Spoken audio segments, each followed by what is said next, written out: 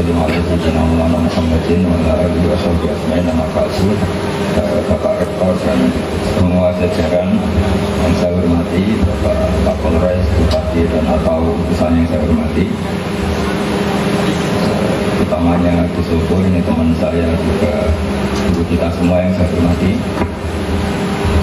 Ini mau penguatan apa ya? Tema hari ini penguatan, katanya penguatan keilmuan, spiritualitas dan sebagainya. Tadi moderatornya sudah agak baik, nggak berani ngatur kiai. Tapi ternyata perilakunya tetap ngatur. Artinya ya tetap dosa. Jadi saya ini termasuk kiai yang fanatik.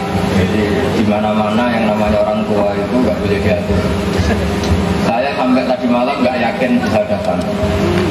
Karena saya ini kiai betul itu harus punya keyakinan besok itu tidak tahu apa yang dilakukan. Jadi wama tadri nafsu ada taksibu. Kalau kiai itu cari kepastian, itu sesat gitu.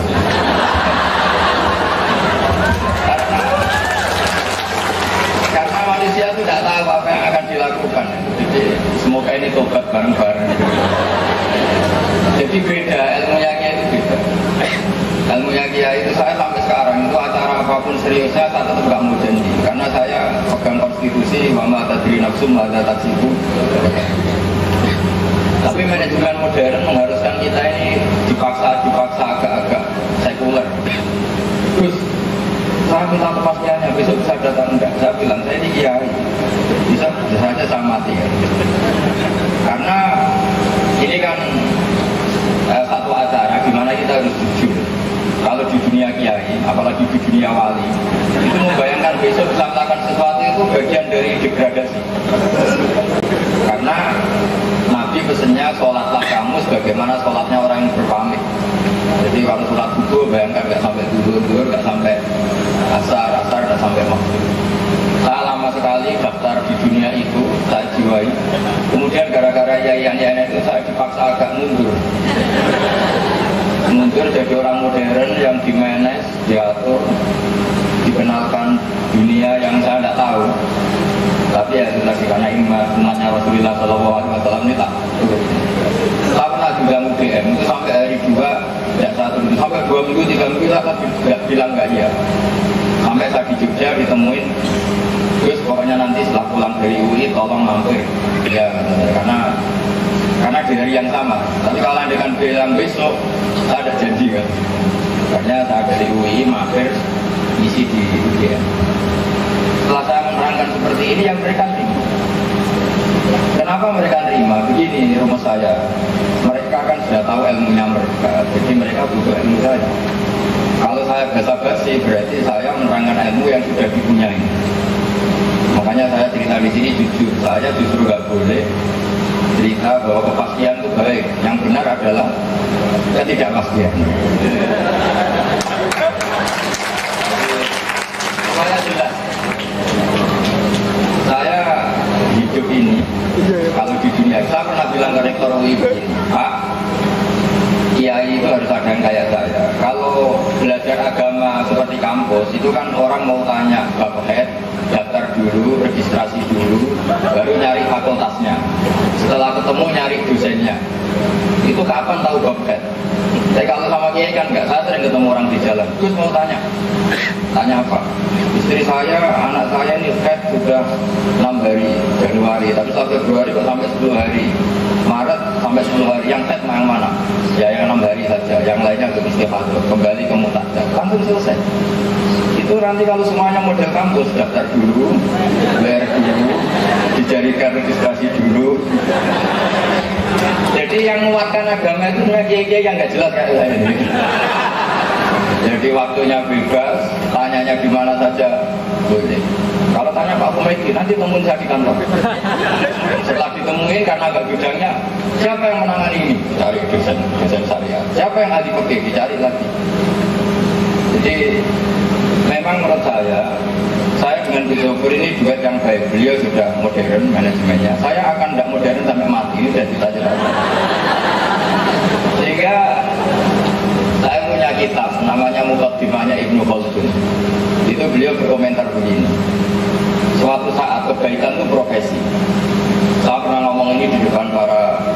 UI.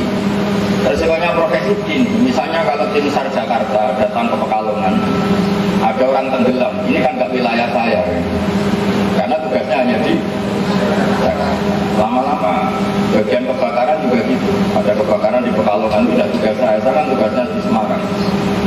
Nah bayangkan kalau agama seperti itu, dia di kampus dosen yang kakak, setelah pulang dia tidak berperilaku sebagai dosen.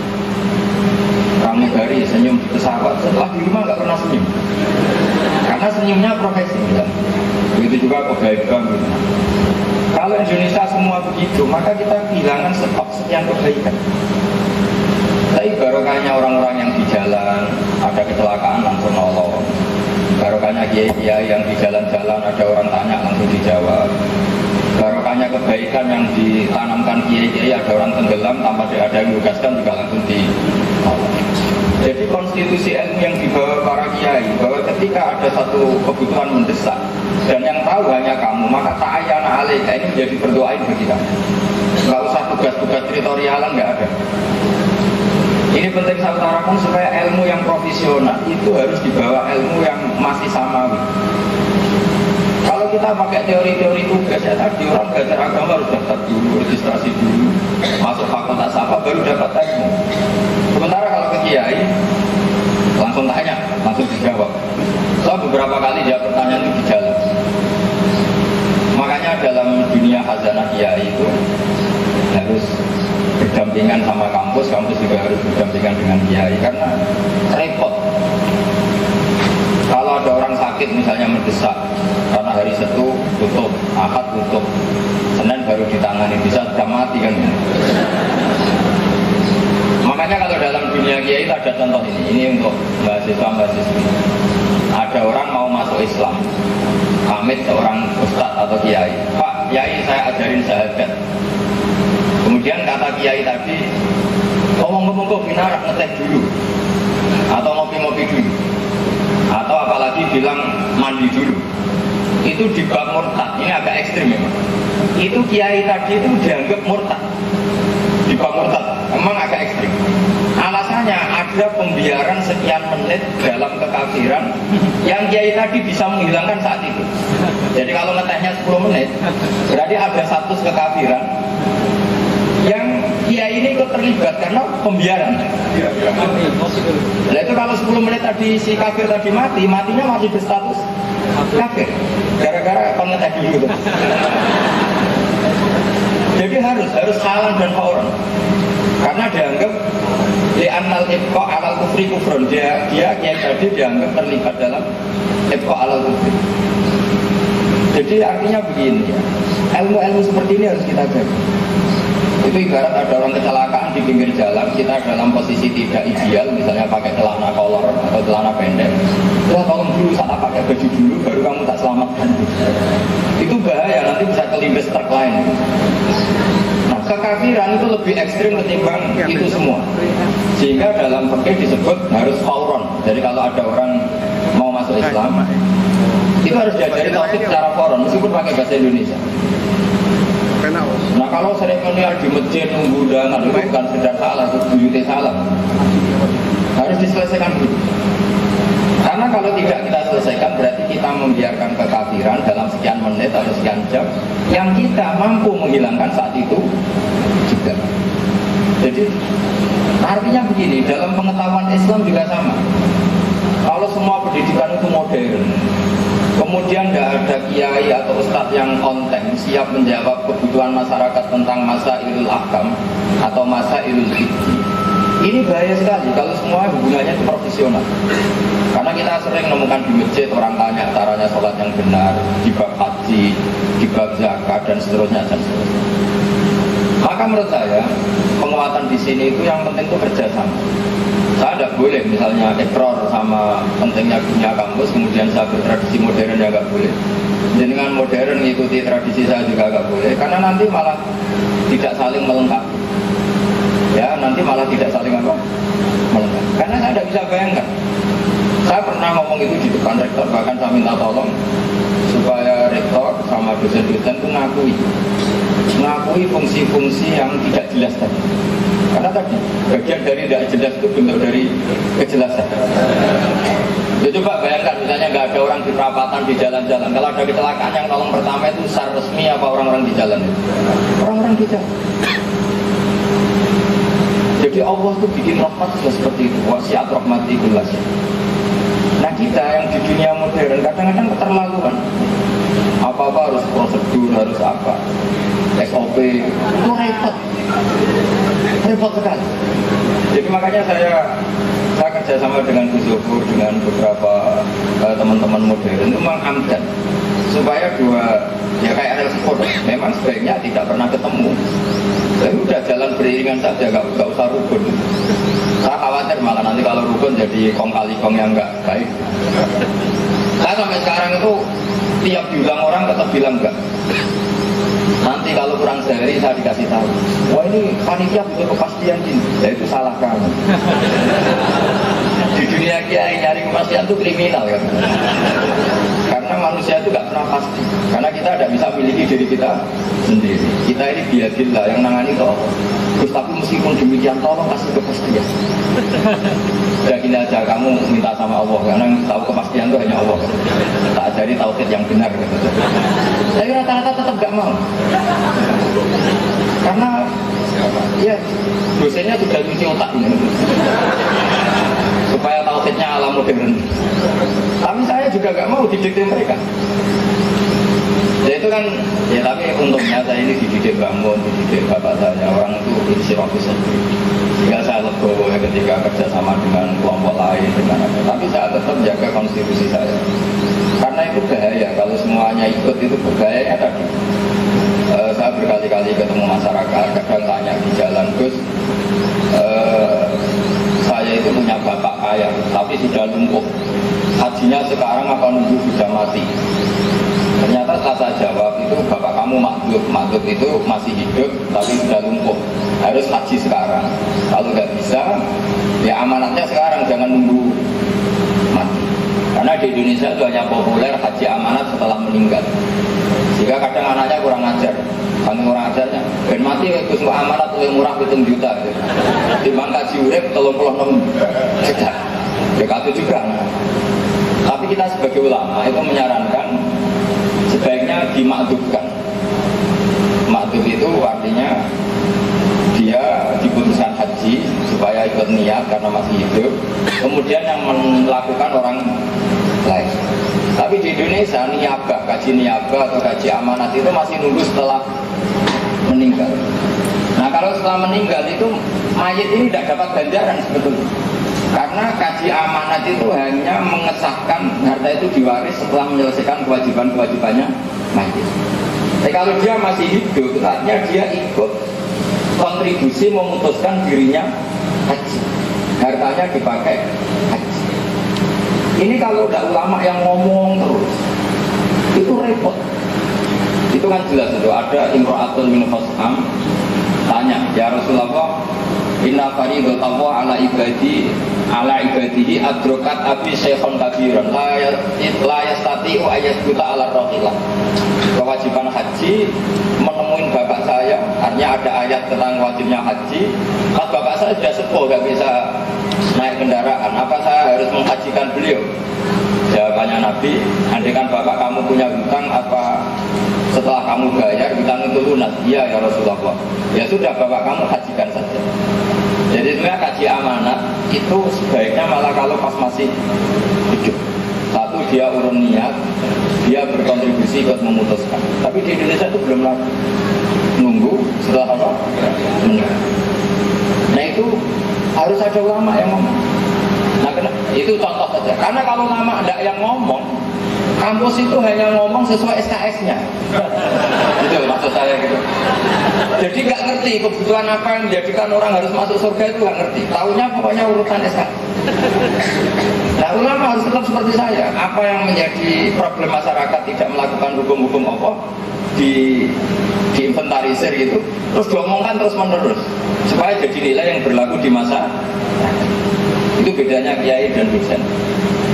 Kalau sama tanya baik mana, karena saya kiai, tak jawab baik kiai. Jadi, gak apa-apa kalau kamu dosen jawab saja baik dosen, gak apa-apa. Kita beda pendapat gak apa-apa. Tapi saya mohon berlatihlah demikian supaya kita ini sehat. Jadi jangan sampai kemodernan kita memanage itu sampai melupakan asas-asas. Saya ini kan lama di Jogja. Itu kebutuhan-kebutuhan spiritual. Karena tadi yang ngomong psikologi misalnya hanya dosen psikologi, yang ngomong ekonomi hanya dosen ekonomi. Padahal yang ekonomi ya butuh psikologi, yang psikologi juga butuh. Nah kalau kiai kan psikologi ya diomongkan, ekonomi ya meskipun nggak ada yang spesifik, nggak masalah. Sementing ini menjadi pasar umum, bukan pasar bebas tapi pasar umum. Itu dulu Nabi zaman Sugeng itu kalau mengajarkan psikologi itu gampang sekali, mudah sekali. Jadi Nabi misalnya, ya Rasulullah, gara-gara saya perang derek jenengan, saya ini tangan saya putus, kaki saya luka, semua tubuh saya luka. Jawabannya Nabi sederhana. Orang-orang kafir itu yang bela-belain Tauhid, bela-belain Lata Uzza juga sakit. Itu saja berani. Masa kamu demi Allah tidak berani? Jadi jawabannya itu ya ringan saja. Iyang sasbung korkum fakut masalkom korkum mislu. Jika kamu luka karena perang demi Allah, mereka juga luka perang. Padahal mereka demi Tauhid. Sebagian ayat disebut watarjuna minallah mala yarju. Jadi intakunu ta'lamuna fa innahum ya'lamuna kama ta'lamun wa tarjuna minallah ma la yarju. Kalau kamu sakit karena menempuh pendidikan, orang-orang di luar kita juga sakit. Kalau kita punya kelebihan wa tarjuna minallah ma la yarju. Kamu punya harapan, sementara mereka tidak punya harapan. Saya pernah ditemuin seorang sosiologi, Gus pondok-pondok itu kok kayak otoriter, karena kiai itu posisinya kayak raja. Semua santri ngelayani gini-gini. Wah itu menurut saya otoriter. Terus dokter sosiologi ini tak suruh, coba kamu sekali-kali ngeliat film Cina. Film Cina itu ketua geng itu ngalang-ngalangi kiai. Rokok ada yang bawakan. Nyumet rokok ya belum, ada yang nyumet. Kenapa itu tidak kamu kritik? Setelah lihat film itu bilang, tak berkebin. Dasar rabakat soleh, nak ngeritik kiai seneng, ngeritik geng Cina nggak pernah kata saya. Terus dia akhirnya dia sebenarnya mau bikin disertasi tentang perilaku kiai. Dia ngeritik dunia kiai itu otoriter, terus semua ingin dilayani gini. Saya bilang kamu itu tidak baik lihat film Cina dulu.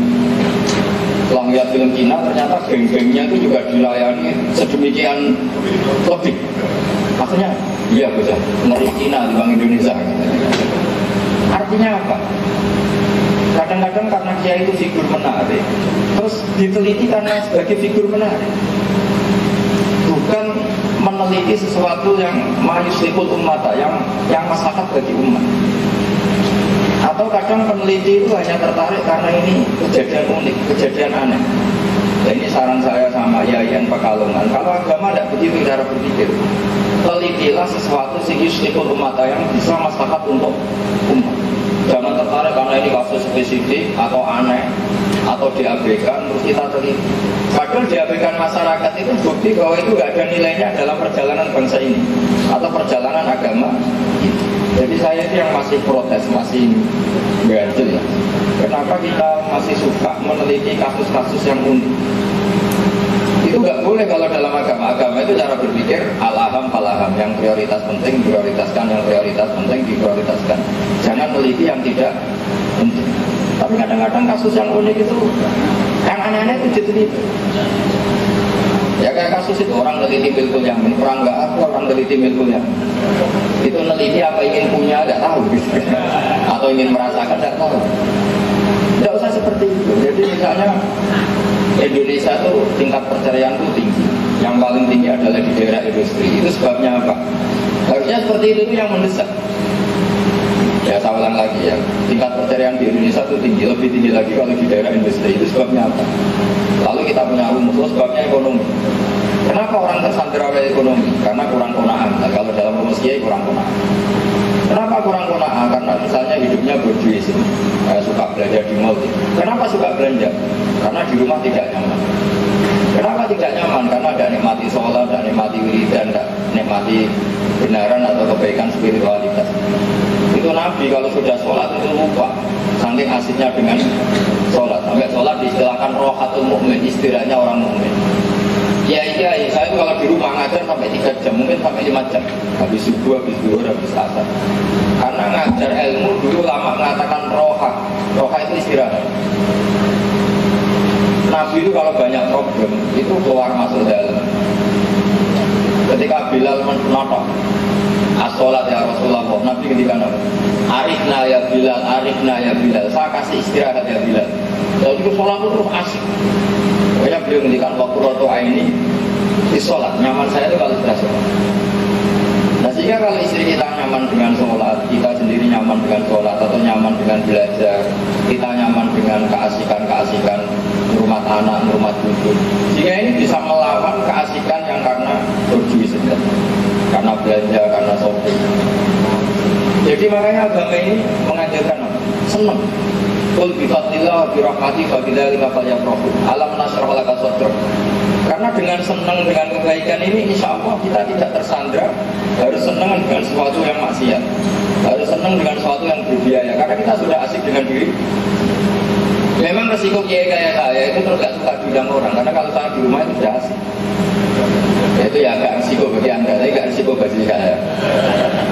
Karena memang saya itu sudah asik. Saya kalau di rumah yang mutola'ah, rumah tidur, rumah anak-anak, senang sekali. Jadi makanya saya mohon, semohon-mohonnya, kalau IAIN ini jadi solusi bagi bangsa ini, bagi agama ini, nyari sesuatu yang halul masyakil, kalau dalam agama apa, yang bisa solusi bagi sekian problem. Jangan nuruti aturan-aturan dalam penelitian yang berdasar unik, kasus unik, spesifik. Tapi ya ini kadang-kadang nggak dibutuhkan oleh agama. Kadang-kadang kita teliti itu tidak memang yusriful umat, tidak sesuatu yang untuk yusriful umat. Tidak masalah.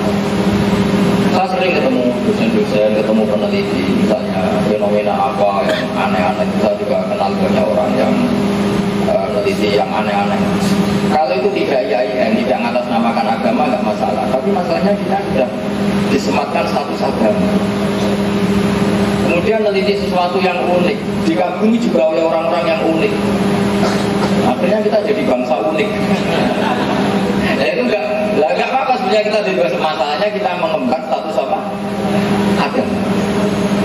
Nah, status ini yang harus kita jadikan benar-benar status. Nah, ciri utama agama adalah ittaqillah haitsuma kamu di mana saja takwa. Takwa itu artinya apa? Melakukan perintah. Jika kalau kita guru ya guru sebagai status, di kampus ya statusnya guru, di rumah ya guru, ketemu masyarakat juga kita guru. Jangan di kampus guru, setelah di rumah ada tetangganya tanya, Pak dosen saya tanya, saya punya problem gini. Kalau tanya di kampus daftar dulu. Ya repot. Kita misalnya pramugari senyum, setelah di rumah duduk. Kalau ingin kelihatan senyum, naik pesawat dulu. Pas di sana saya ramah. Itu yang ditakutkan Ibnu Khaldun. Suatu saat kebaikan itu profesi. Makanya Ibnu Khaldun andikan hidup zaman sekarang banyak pengelola yatim piatu yang oknum. Ya tentu tidak semua tapi banyak. Terus ada hadis ana wa kafirul yatim ka'ateni fil jannah. Sekarang pengelola yayasan yatim piatu yang untung dari situ dan pekerjaannya di situ, yang sebetulnya mentalnya bukan safaqah, bukan mental tarbiyatul yatim atau murabbil yatim, nggak tahu maknanya hadis itu di mana. Bahkan sebagian memang itu dijadikan profesi. Nah kita ingin kebaikan itu status, bukan apa? Profesi. Makanya kata Ibnu Khaldun, suatu saat kebenaran itu sina profesi, bukan apa? Status. Makanya saya mohon sama dosen, sama semuanya lah. Kalau Anda dosen, itu bukan profesi sebagai dosen, tapi statusnya memang dosen, pengajar. Sehingga di kampus IAIN yang ngajar, nanti di desa-desa tertinggal juga sebagai pengajar. Sehingga banyak muncul desa-desa binaan yang terinspirasi oleh dosen-dosen IAIN. Kita sebagai kiai gitu, saya itu punya pondok banyak, termasuk di Sragen juga tadi. Karena saya ini sudah merasa saya kok kayak kiai besar, di mana-mana dihormatin. Jangan-jangan saya kiai karena dihormatin. Saya sebagai orang yang ingin ikhlas itu merasa dosa. Saya nyari daerah yang saya posisinya nggak dihormatin. Bahkan mereka nggak tahu kalau saya ini orang alim. Betul. saya ingin benar-benar bina.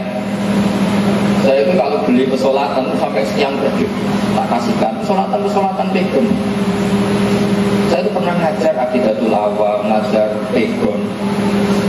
Nah sekarang di daerah yang saya ajari ini sekarang sudah tahu kalau saya sekarang orang alim. Saya itu agak kecewa karena tadi. Nah saya bayangkan bagaimana saya punya komunitas dokter-dokter spesialis banyak di Bojonegoro. Itu ya tak tugasin gitu. Mereka punya penyuluhan di desa tertinggal. Saya bilang gini, kalau Anda tugas di rumah sakit itu profesi, karena dapat gaji. Jadi kalau Anda tugas di kampung-kampung pedalaman itu status. Anda benar-benar berstatus dokter. Di mana-mana ingin mengobati masyarakat. Jadi kalau mengobati sama yang datang yang daftar itu Anda profesi. Jadi banyak yang tobat alhamdulillah. Ini lewat pengajian ini katanya, ya sudah ini vulgar saya minta. Sampai sakit hati apa enggak ada urusan. Tapi ini ngaji supaya berkah. Tolong kebaikan Anda ini tidak sekedar profesi tapi apa? Jadi di pesawat ya ramah, di rumah ya ramah, di kampus kita dosen, di rumah juga kita dosen, di tempat rumah sakit kita dokter, di rumah di masyarakat juga berstatus sebagai apa? Sehingga masyarakat kapan saja akan menemukan status-status ini, menemukan dosen, menemukan dokter, menemukan kiai. Tapi kalau profesi, ya tadi lama-lama misalnya Pak Kapolres ini, ya sudah. Lama-lama ini kalau Pak Polisi misalnya ada maling pas dia cuti, biarin aja kan pas ada tugas. Kayak apa bahayanya kalau semuanya menuruti apa? Profesi. Jadi kalau ya sudah kira-kira seperti itu. Saya kira demikian. Assalamualaikum warahmatullahi wabarakatuh.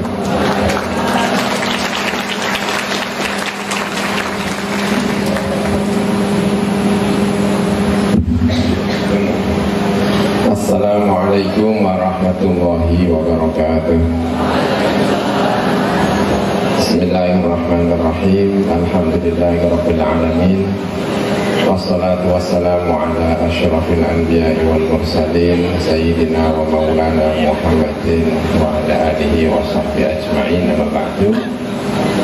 Yang terhormat para alim ulama, para kiai, yang terhormat pimpinan IAIN Pekalongan, ada Pak Rektor, Pak Dr. Haji Ade Dedi Rohayana MHG, para pembantu rektor yang saya hormati, ada Dekan Fakultas Tarbiyah, ada Pak Dr. Haji Sugeng Solahuddin MHG, ada yang mewakili dari Pak Kapolres Pak Akrom, ada para ulama, para dosen, pimpinan, para mahasiswa-mahasiswi, dan spesial yang terhormat Kiai Haji Bahaduddin Nur Salim. Ini kakak kelas saya dulu di pondok. Saya kelas 5 ibtidah, Gus Bah sudah kelas 1 sanawi, jadi terpaut 2 kelas. Tapi kemudian karena sering bareng hidup di pondok satu kamar, mengajari yang aneh-aneh, selalu mengajari, selalu berpikir berbeda. Kalau orang sekarang bilang apa itu, out of the box ya, berpikir tidak lumrahnya berpikir. Saya dulu kelas 5, kelas 6 ibtidah itu diajak hidup aneh. Tidur habis isya, nanti kalau jam 12, jam 1 bangun sampai pagi. Ngobrol, pokoknya gitu itu hampir menjadi rutinitas. Jadi pernah hidup aneh bersama Isbah, tapi sekarang sudah kapok saya juga. Ya aneh ya. Yang menyenangkan tapi selalu menyenangkan. Waktu membuat kampus di Sarang, salah satu yang teman untuk berdiskusi ya Gus Bah selalu berpikir yang aneh-aneh, bahwa kampus ini harus ada kiainya. Karena itu dari awal salah satu dosennya ya Gus Bah, karena harus itu tadi berpikir agak gimana gitu ya, seperti tadi misalnya ada status, ada profesi gitu ya, ini menyenangkan ya. Di Naruhan Gus Bah itu tidak terkenal. Saya kemarin naik sepeda ke Naruhan ya, saya mau ke teman saya dulu, setelah itu baru Gus Bah. Saya lihat Gus Bah duduk sama ibunya di depan rumah sambil menikmati matahari pagi. Ya terus saya ikut bergabung ya begitu. Ada orang kampung lewat ya biasa-biasa saja, nggak seperti di sini yang kemudian melihat ya biasa-biasa saja. Dan katanya itu lebih nikmat. Berpikir itu ya, menjadi manusia biasa. Ya. Mahasiswa-mahasiswanya, saya membaca tadi kemarin saya membaca judulnya atau tema pada pagi hari ini, ada penguatan etos keilmuan, ada spiritualitas, ada karakter, ada revolusi industri, ada kata-kata kunci yang banyak sekali. Karena saya sekolah agak urut ya, ada S1, ada S2, ada S3, kemudian kembali, jadi berpikirnya juga kadang-kadang agak urut ya.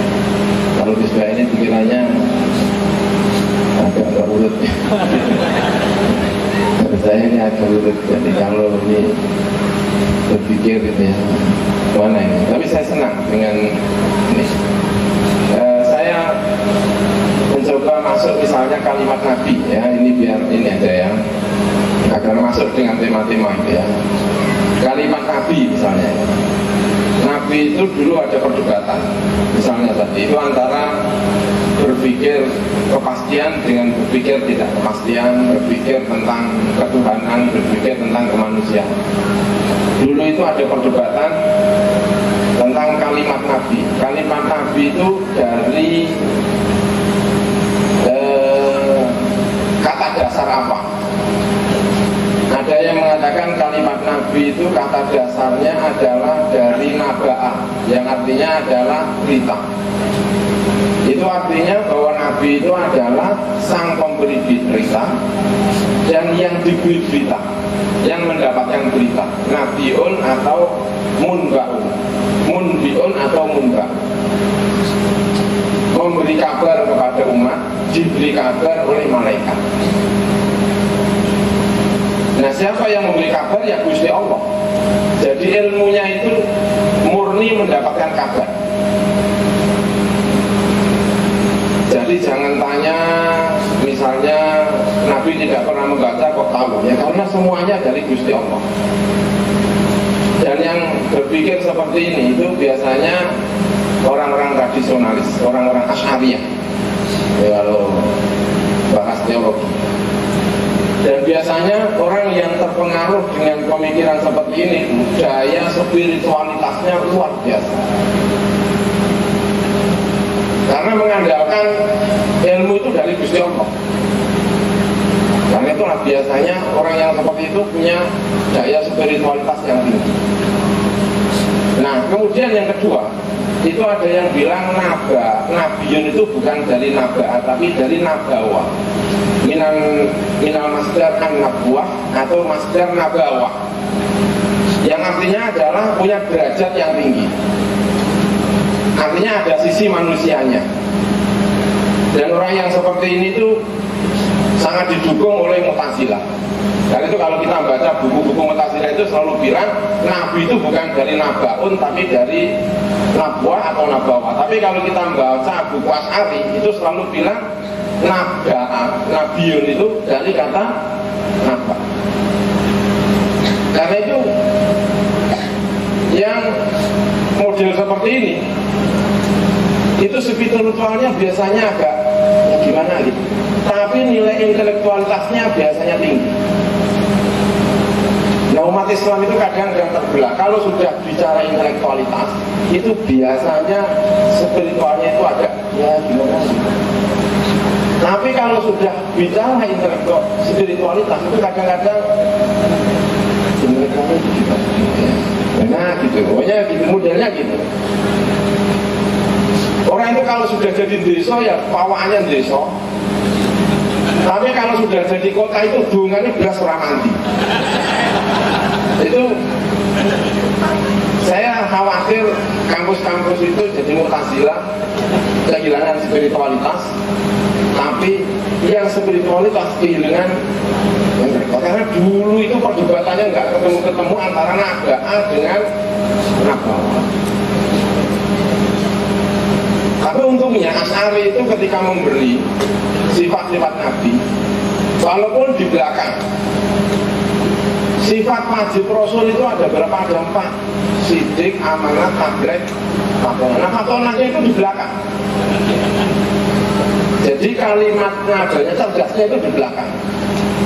3 sifatnya itu murni Tuhan, urusan spiritualitas.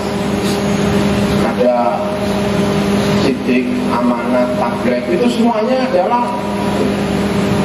Padahal orang beragama itu tidak boleh dua-duanya. Tidak boleh dua-duanya, tidak boleh memilih salah satunya.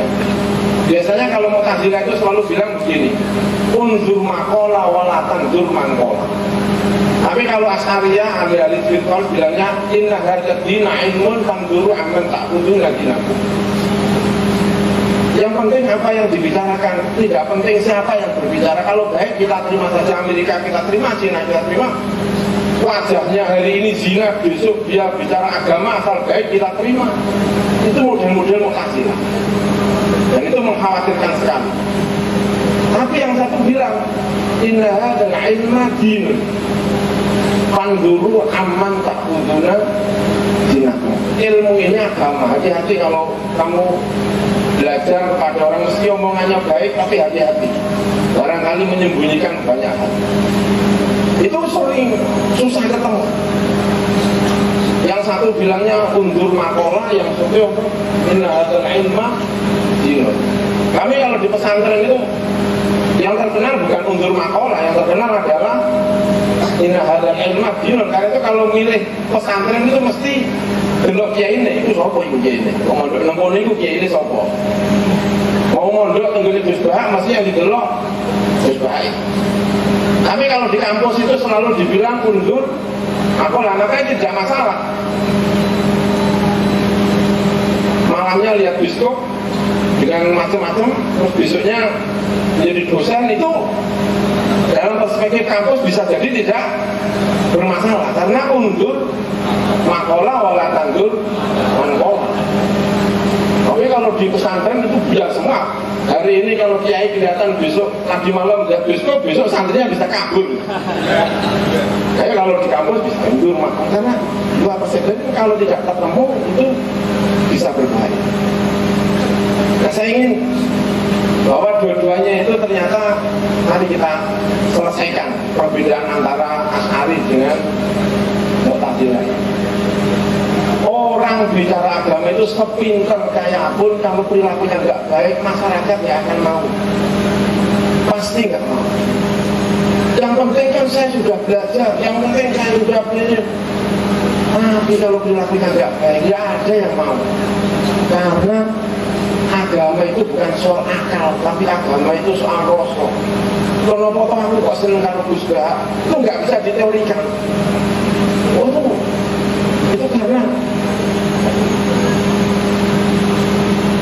Jadi kalau kepingin membangun agama itu tidak boleh hanya perspektif Mu'tazilah, tetapi juga harus perspektif Asy'ariyah. Tapi perspektif Asy'ariyah tanpa Mu'tazilah itu ternyata juga membahayakan. Pasti karena ini kelompok-kelompok itu tadi orangnya. Apa itu? Apa? Ini masalah, bukan masalah. Jadi antara Naba'a dengan Nabawa itu harus kita gabungkan. Cara menggabungkan itu kira-kira begini, saya contohkan biar lebih konkret ya. Misalnya perjalanannya Nabi Musa alaihissalam. Nabi Musa itu orang kota, jelas orang kota. Wong dari kecil dikintirkan, lalu masuk istana dan menjadi warga istana. Orang negara superpower pada waktu itu adalah Mesir, dan dia adalah anak-anak raja, bahkan anaknya Tuhan. Bapak itu ngaku pangeran. Masya Allah, Nabi Musa itu makanya karakternya itu pemeras sekali, karena memang anaknya raja, pemeras sekali. Itu mau dijadikan nabi, itu sama Gusti Allah diatur. Ini caranya melayu orang desa. Saya khawatir di kampus-kampus itu tidak ada tempat sisanya. Nabi Musa itu mau jadi nabi, itu diatur sama Gusti Allah. Ini caranya orang desa. Caranya dia ngambil uang sampai mati.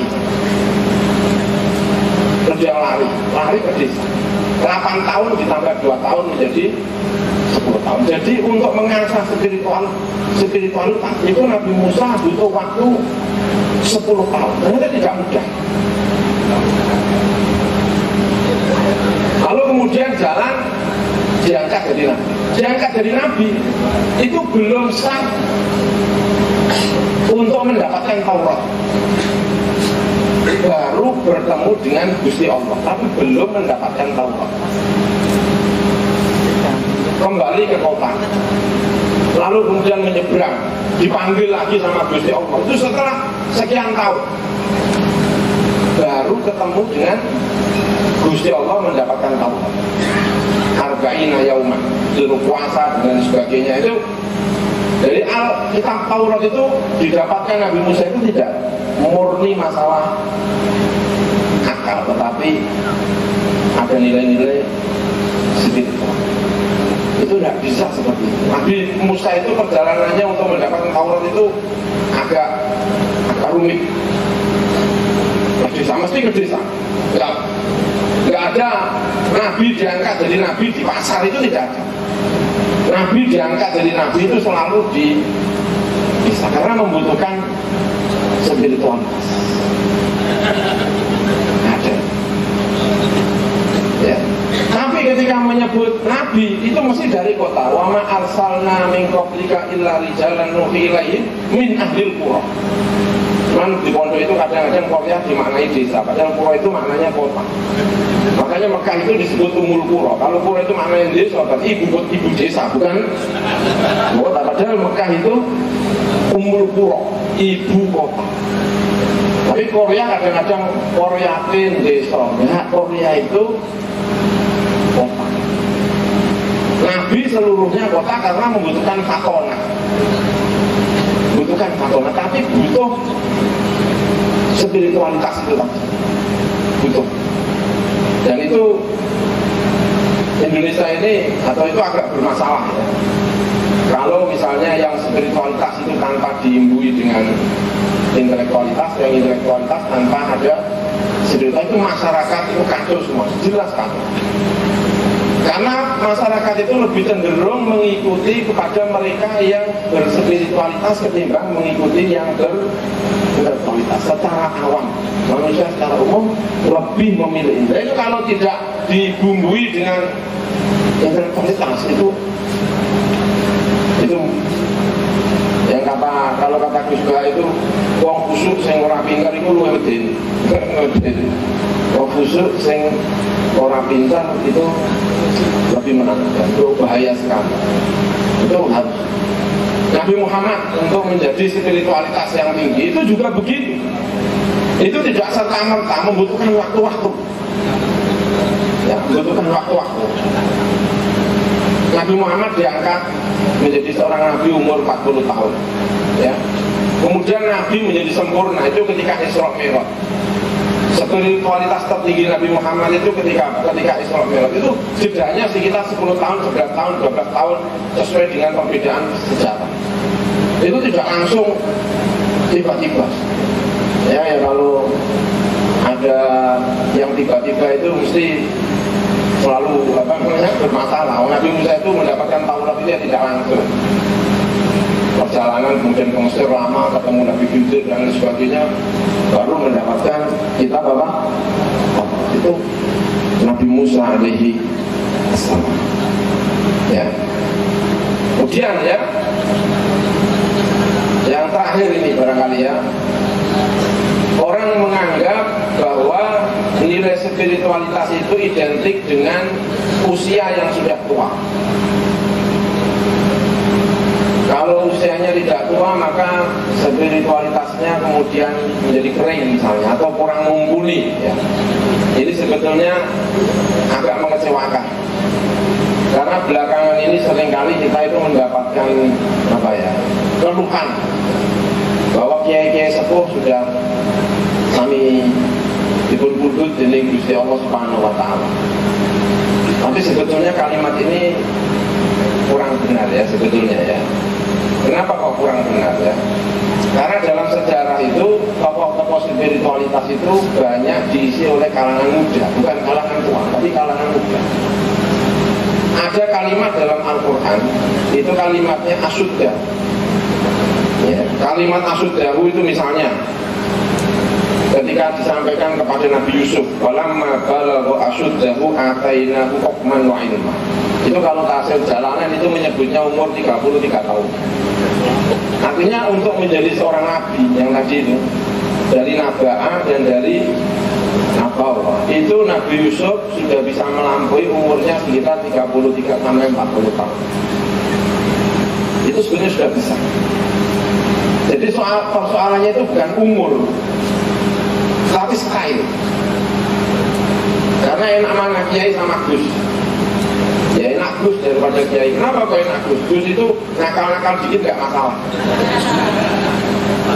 masih pantas. Jadi kalau yang lirik-lirik dikit, maklum lah Gus. Jadi enak. Nah kalau kiai itu sudah masalah. Makanya paling enak itu jadi Gusmus. Sudah sepuh tapi tetap Gus. Jadi ya Gus itu agak bermasalah.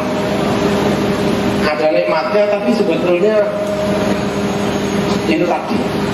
Jadi umur 33 tahun itu sudah.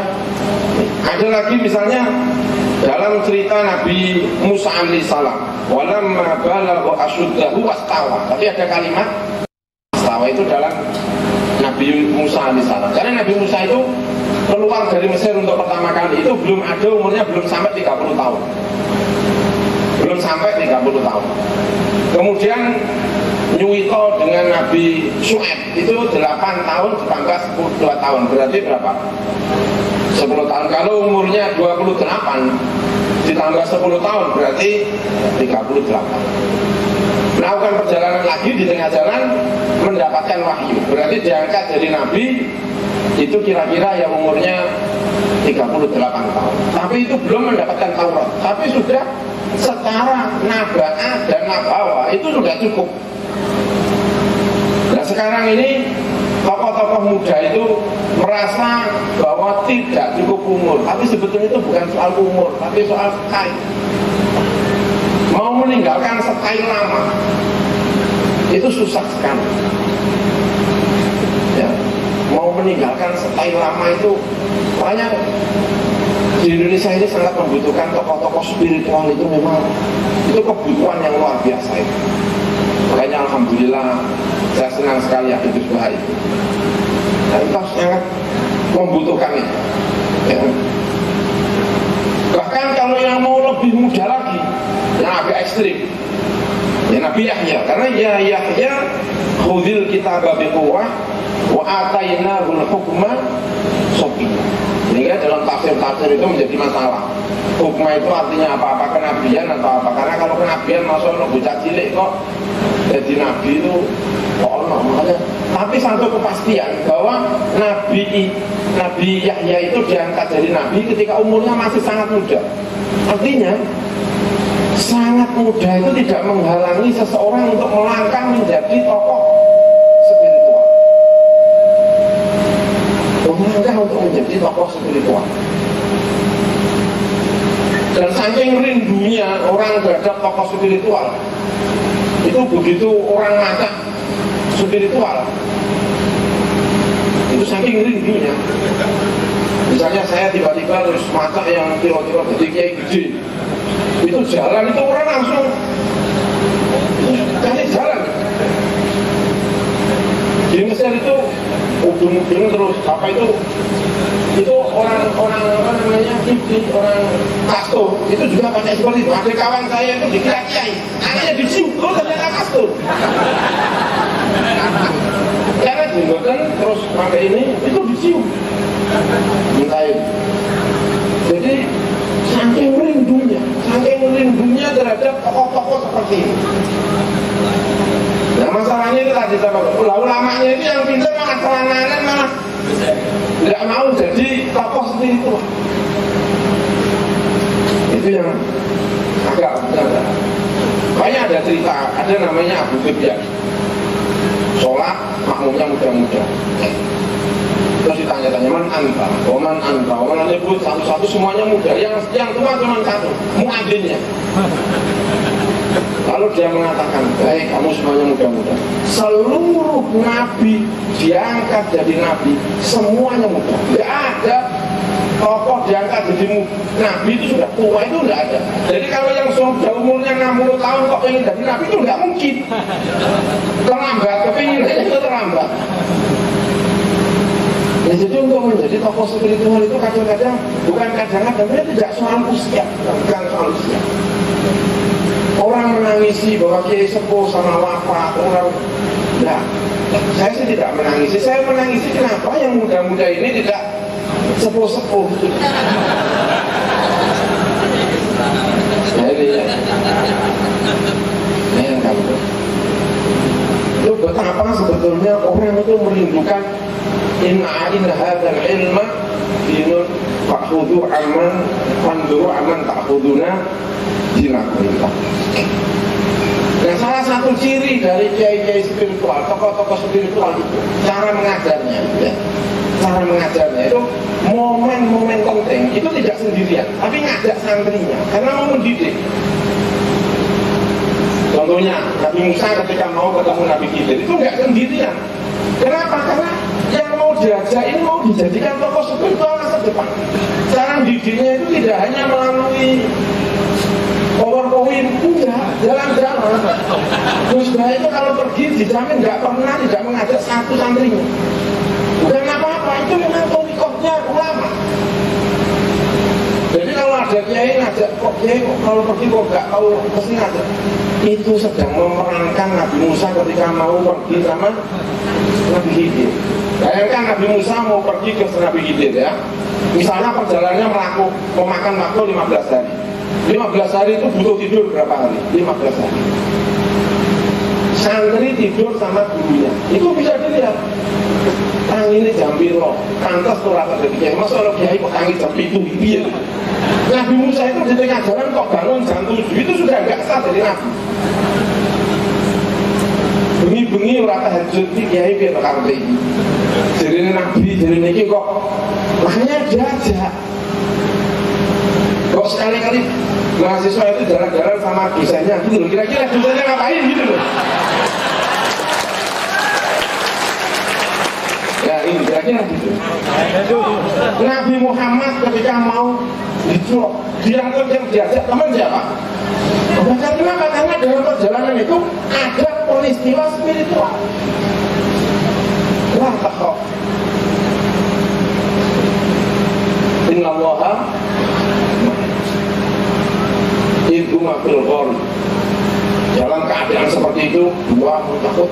Abu Bakar sudah gemetar. Takut ya Abu Bakar. Inna Allaha. Nah, itu kamu namakan peristiwa apa itu? Itu peristiwa penting. Abu Bakar tidak boleh kehilangan momen ini karena dia akan menjadi tokoh masa depan. Itu istimewa. Makanya saya harap kalau ada kunjungan ke luar negeri, Pak Rektor ini tiketnya tidak satu, kami dua. Nah, ini kira-kira ya kan? Kira-kira ada minimal dua. Dan nanti muridnya itu akan tahu ini benar-benar Pak Rektor atau tidak. Jadi kira-kira tokoh intelektual murni atau tokoh spiritual. Dan itu selalu begitu. Bukan sendirian, tapi mengajak. Tujuannya apa? Banyak sekali itu.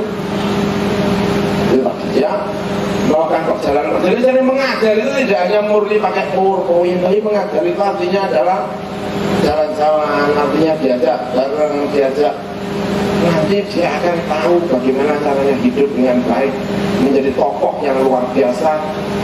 tokoh yang lama sudah turun, tokoh yang di bawahnya akan hadir.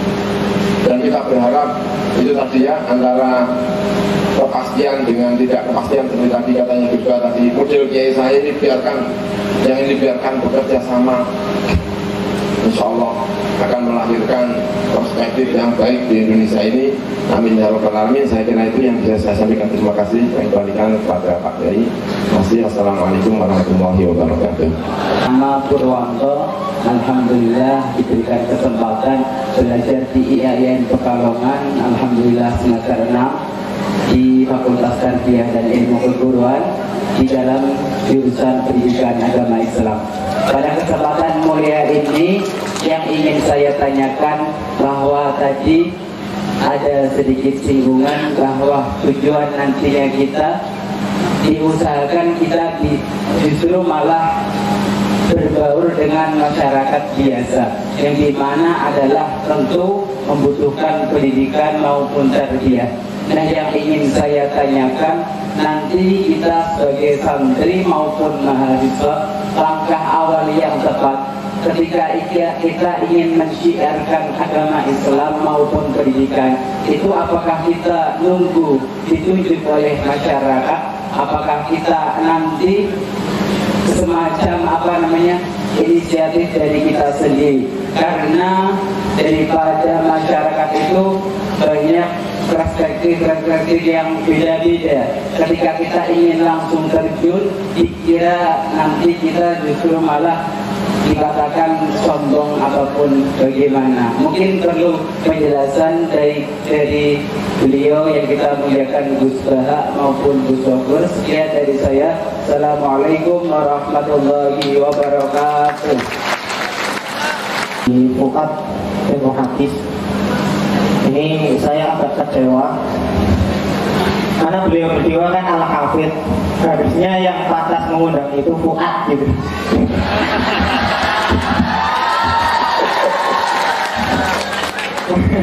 Masa Fuad duluan gitu.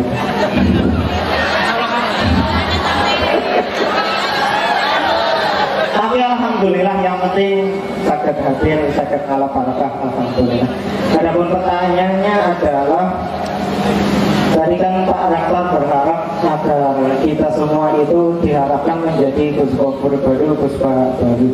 Pertanyaan saya, dengan wajah-wajah yang seperti ini, kemudian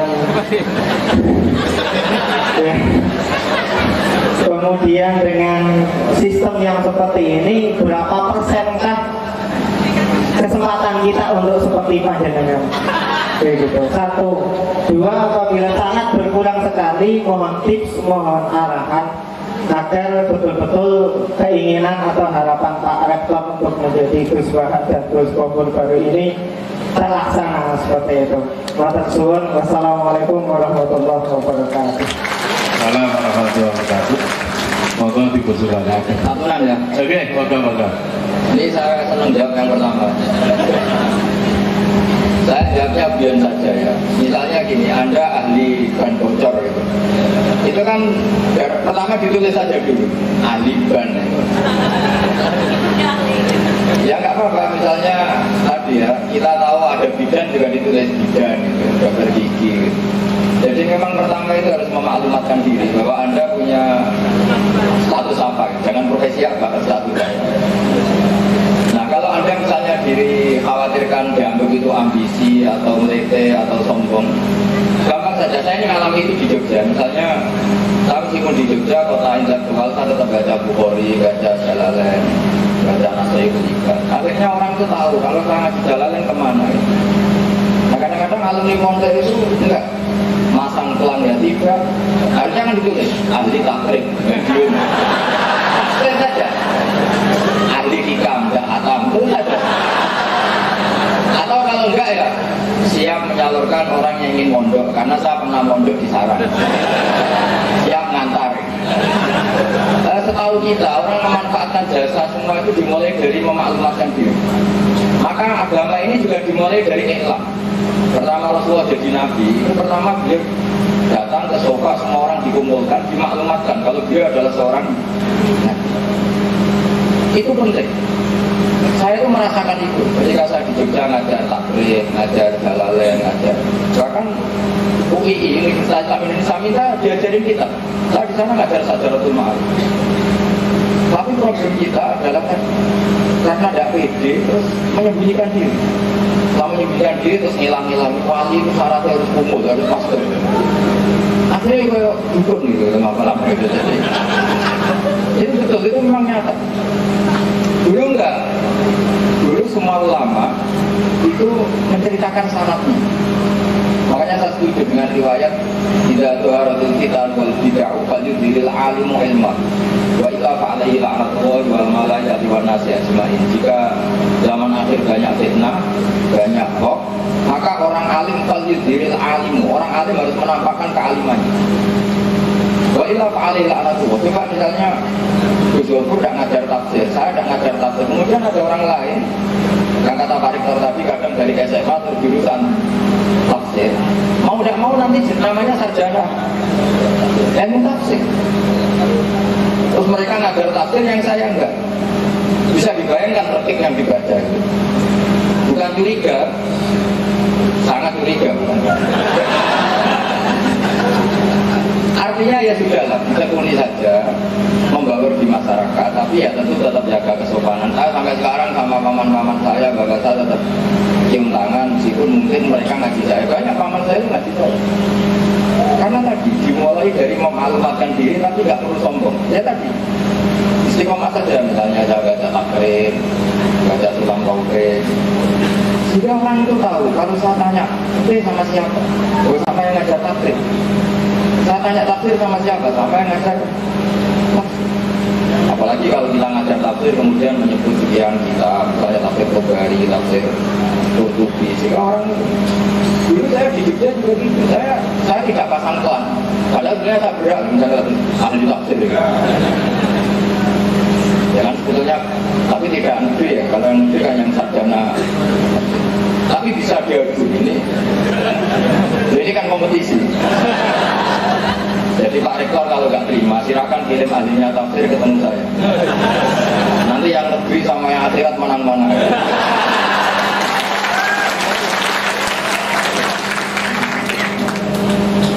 Bukan urusan menang dan kalah, tapi itu bagus kan kalau ada kompetisi, ada munafasah, ada kompetensi.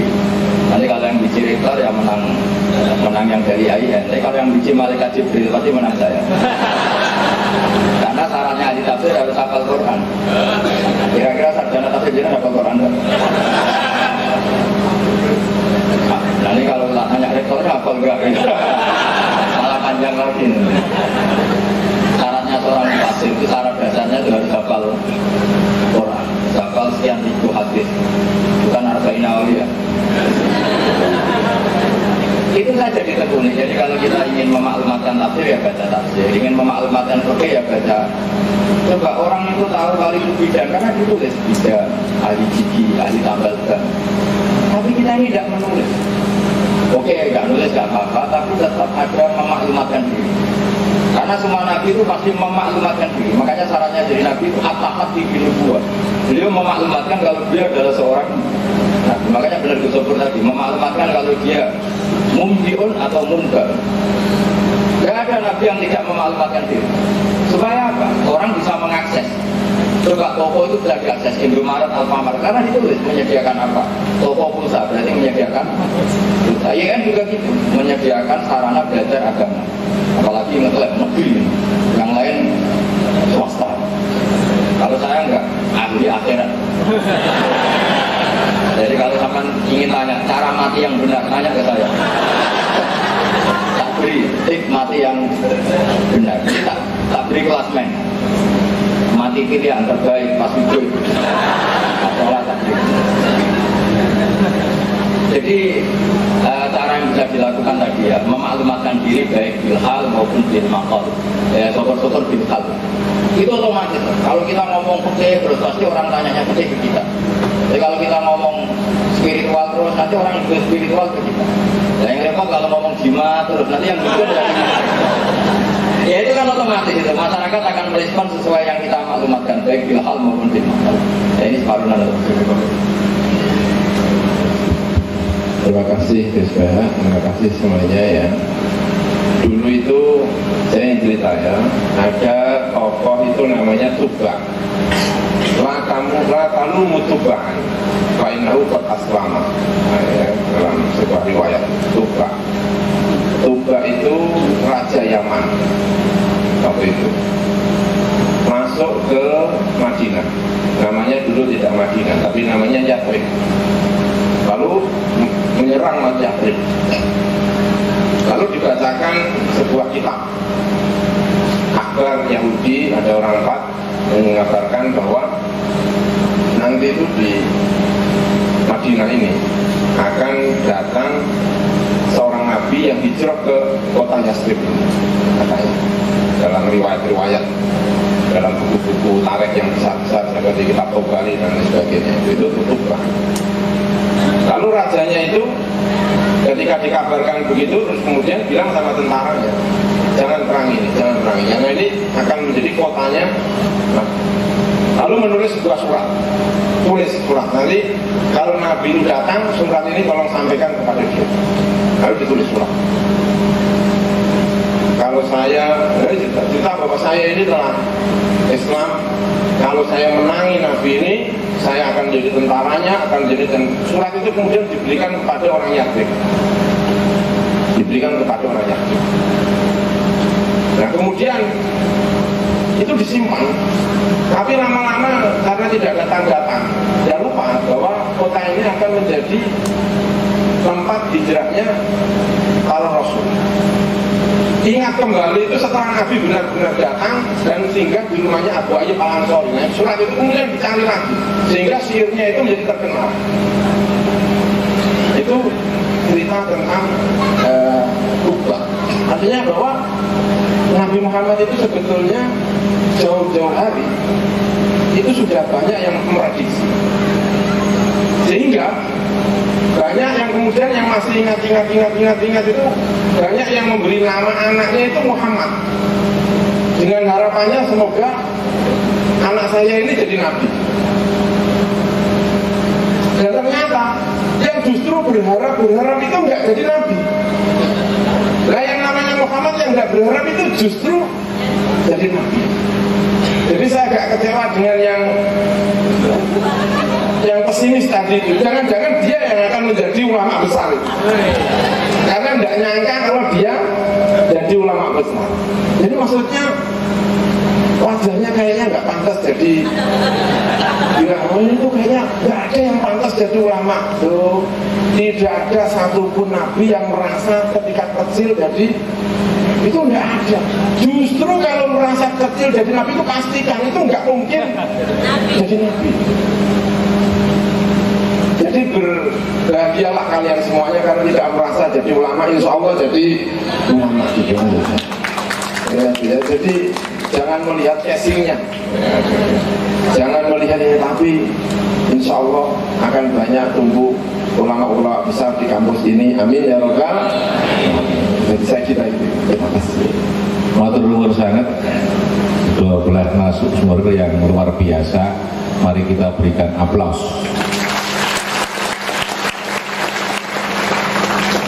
Waktu kami kembalikan ke pembawa acara.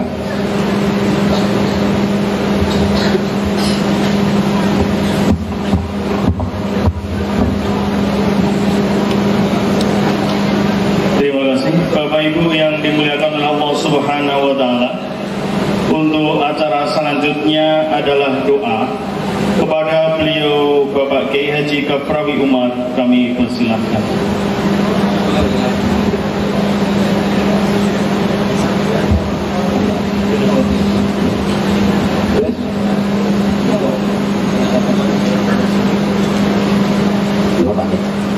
Bismillahirrahmanirrahim. Alhamdulillahirabbil alamin.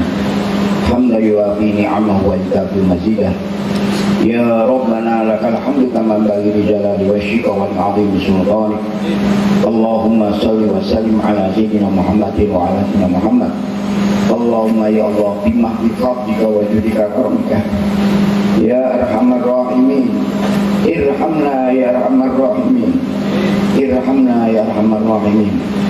Allahumma ighfir lana wa liwalidina warhamna وصغارا واغفر أستاذنا وأهلنا ولجميع المسلمين والمسلمات والمؤمنين والمؤمنات الأحياء منهم والأموات.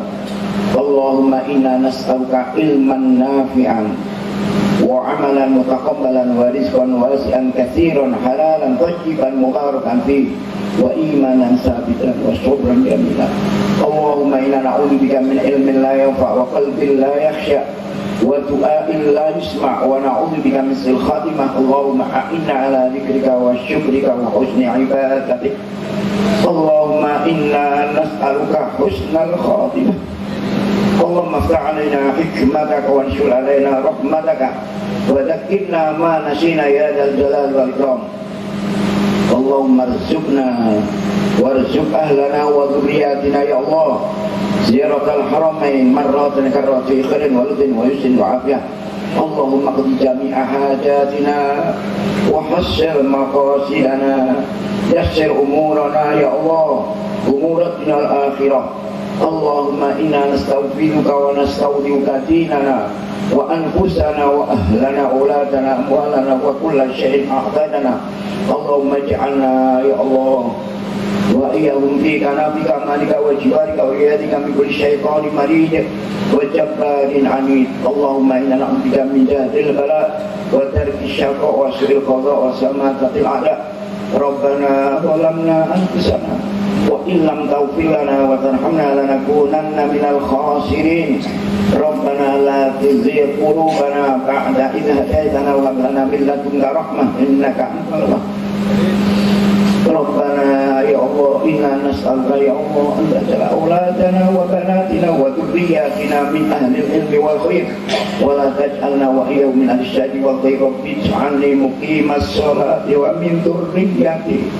ربنا وتقبل دعاء. ربنا هب لنا من أزواجنا وذرياتنا قرة أعين واجعلنا للمتقين إماما. ربنا آتنا في الدنيا حسنة وفي الآخرة حسنة وقنا عذاب النار.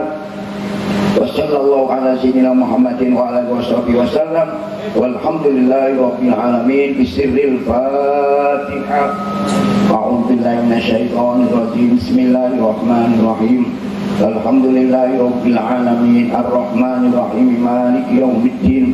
إياك نعبد وإياك نستعين اهدنا الصراط المستقيم صراط الذين أنعمت عليهم غير المغضوب عليهم ولا الضالين آمين آمين. اللهم صل لنا والمسلمين من آفات الدنيا وعذاب الآخرة. اللهم انصرنا والمسلمين. اللهم اهد الكفرة والظالمين. اللهم اختم لنا بالإيمان. اللهم اختم لنا